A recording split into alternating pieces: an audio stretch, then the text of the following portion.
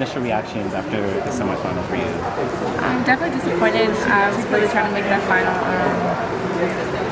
Hasn't been the smoothest year, but I was like, I think things are going to turn around. You know, I was optimistic, so it is what it is. But yeah, that was the best I had today. Yeah. Can you talk a little bit about your year? Like, what have been some of the ups and downs that have kind of, you've been working through this year? Yeah, I think just having consistent training, like training will go great for a few weeks, and then I'll be down a week or two, then up a few weeks. So it's just been hard to, I guess, just stay consistent. And I think that's usually where I get my confidence from. That's usually like what I guess thrive off of. So it's just been different, yeah. What are the conversations that you're having with your coach? Obviously, you've been with him since forever. Mm-hmm. Like, what are the conversations at this point in your career with him? Like racing-wise or training-wise? Yeah, like racing, training, to make sure that you're still prepared and at the best that you could be.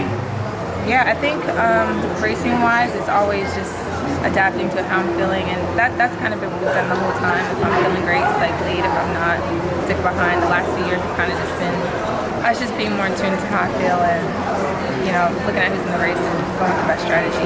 Yeah. Would you be able to walk us through the final 100? Because you did sort of put yourself in a position to get into the top two and kind of came up a little short. But what were you feeling like in the final straightaway there? Yeah, the last stretch, I was like, top of the turn, I was like, okay, I'm in it. I did what I was supposed to do.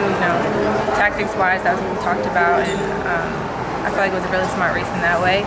And I was just like, gun home, and hold on. In the last maybe 20 meters, like I felt my legs kind of tying up a little bit, and I just tried to hold it together to a line, and it just wasn't enough today.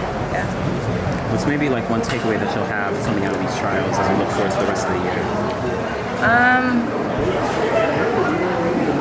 I think that, like, given how I'm racing, given just how the year's gone, I know when I'm, feeling like myself and doing back well again, I still believe that I can, be one of the best in the world. So I think that's the silver lining. Yeah.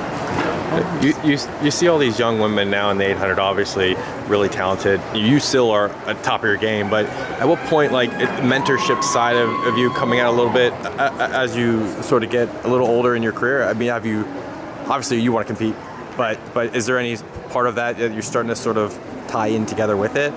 I think it's tough. I know when I first came on the team, like Alicia and Brenda were like the top, and I think it's hard to like find the balance between being a competitor and also running with like your idol. So I try to just like, if someone seems open, like we'll have a conversation, and a couple of girls like I'm able to just talk to and connect with, and just encourage. It's a tough event, but it's a great career. It's a great opportunity, and I try to just do my best to give advice or just be a listening ear, and it's good in that way to kind of be on the other side, but also still in the mix. Yeah. Do you want to go do some racing in Europe and stuff this time? I'm not really sure. I think we'll probably train a little bit, see how things go. Ideally, I would for sure.